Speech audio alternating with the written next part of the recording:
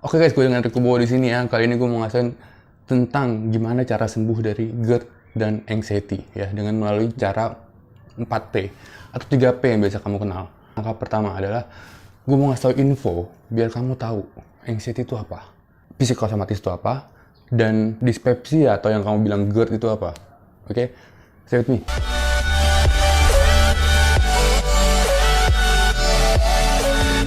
Oke, sebelumnya anxiety itu adalah bahasa Inggris, dibilang cemas. Jadi kamu mesti bisa bedain ya, ada orang cemas biasa sama orang kena anxiety disorder. Apa itu? Oke, jadi ada anxiety biasa sama anxiety disorder atau general anxiety disorder.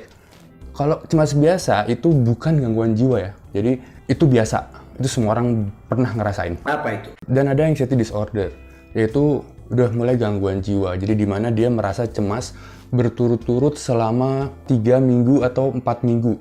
Selama 3-4 minggu baru disebut dia menderita anxiety disorder, gangguan kecemasan.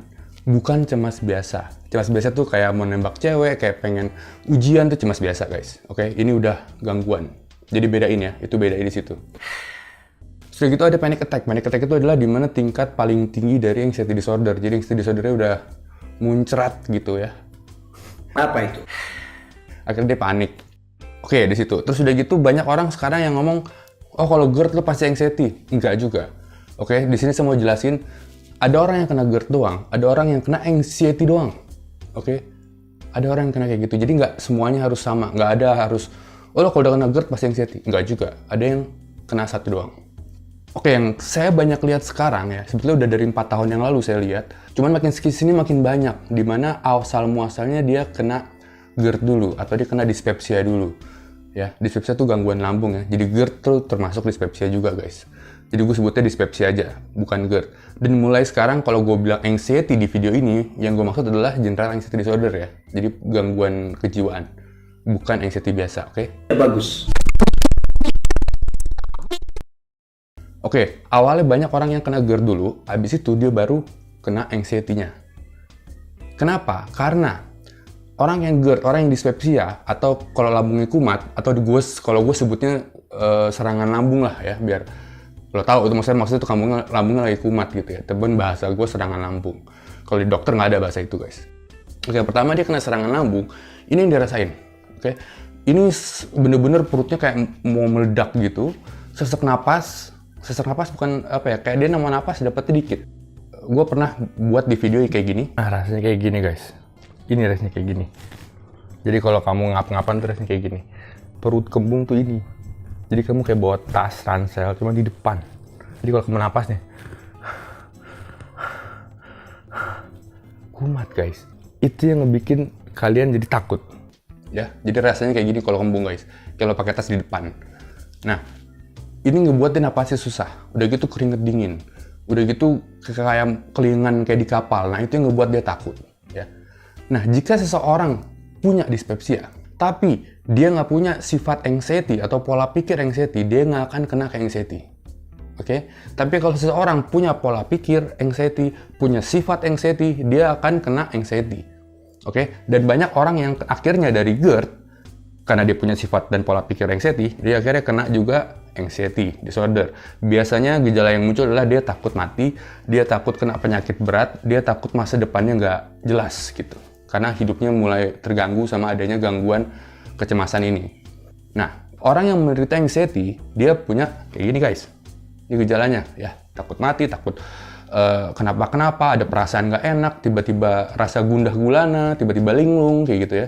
Dan akhirnya biasanya orang yang kena anxiety, ya sudah pasti ada psikosomatis. Psikosomatis itu gejalanya parah guys, ya. Itu mulai dari jantung berdegup kencang, napas ngos-ngosan, terus kayak nggak ada di bumi, jadi dia kayak nggak ada di bumi gitu rasanya, kayak hidup di dunia peri gitu, semuanya blur gitu guys. Terus dia ngerasa kayak mau mati gitu, padahal nggak. Nah, itu gejala psikosomatis, dan mulai dari gejala kecilnya psikosomatis seperti kedut-kedutan di mana-mana, gatal-gatal di mana-mana, ngilu-ngilu, badan mudah capek dan lain-lain segala macam. Oke, jadi ketiga inilah yang orang rasakan. Dan ini memang parah banget. Jika mereka sudah menderita ketiga ini parah banget. Coba lo bayangin kalau menderita ketiga gejala ini. Ketiga gejala ini ngebuat itu horor banget rasanya ya. Jadi nyampe dia terganggu ke kehidupan aslinya, keganggu. Jadi dia mau berkegiatan susah. Banyak janji yang dia batalin gara-gara dia nggak bisa keluar, dia takut pingsan segala macem. Oke ya. Dari video ini gue simpulkan bahwa biasanya nih GERD dan anxiety, penderita GERD dan anxiety, awalnya dia kena dispepsia lambung ya, atau dia kena anxiety duluan atau apa. Dari situ dia menderita anxiety. Oke. Karena dia menderita anxiety dan psikosomatis yang parah, akhirnya kegiatan dia berantakan, janji dia berantakan, dia pengen ngebuat A, B, C, D jadi nggak bisa, terganggu, oke? Dan akhirnya kehidupan dia jadi nggak jelas, oke? Dari sini, ya, ada pressure dari lingkungan, dari suaminya, dari istrinya, dari orang tuanya yang nggak ngerti sama penyakit ini, dari temen-temennya pun sekalian yang nggak ngerti sama penyakit ini, dia akan ngomong, lu gitu aja, apaan sih lu gitu aja dipikirin, lu kenapa sih, lu nggak berguna lu, apa lu, segala macam. Nah itu ngebikin dia tambah stres, dan begitu dia stres, ya, orang stres akan menyemprotkan asam lambung lebih banyak lagi, itu yang ngebuat lambungnya dia nggak sembuh-sembuh, ya. Jadi ini udah kayak lingkaran setan berputar di sini terus nih guys, orang-orang ini.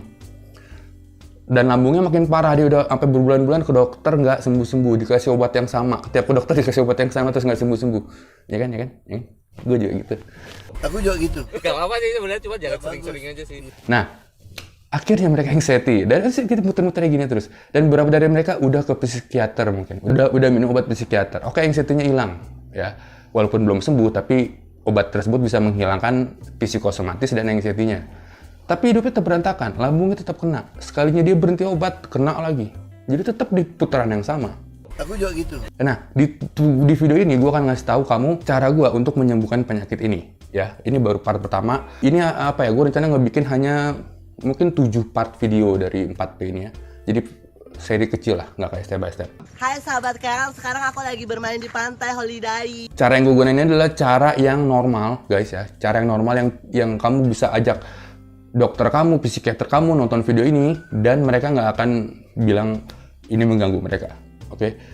Gue juga tulis bukunya dari 2014, dan serius banyak dokter yang baca, banyak psikiater yang baca, dan mereka nggak masalah gitu ya, karena memang cara ini tidak mengganggu medis segala macam. Untuk caranya gimana, next video saya akan ngasih tauin kamu hal pertama yang harus kamu lakukan jika kamu kena ini, oke? Baru part ketiga saya akan ngasih tauin kamu masuk ke pola 4P-nya. Jangan dilengkap guys videonya, kamu harus nonton step per stepnya. Oke? Saya dengan Kubo. Thank you, sampai jumpa lagi di video berikutnya. Bye-bye, jangan lupa subscribe guys kalau suka. Ya, kalau nggak suka, nggak usah subscribe juga nggak apa-apa. Sip.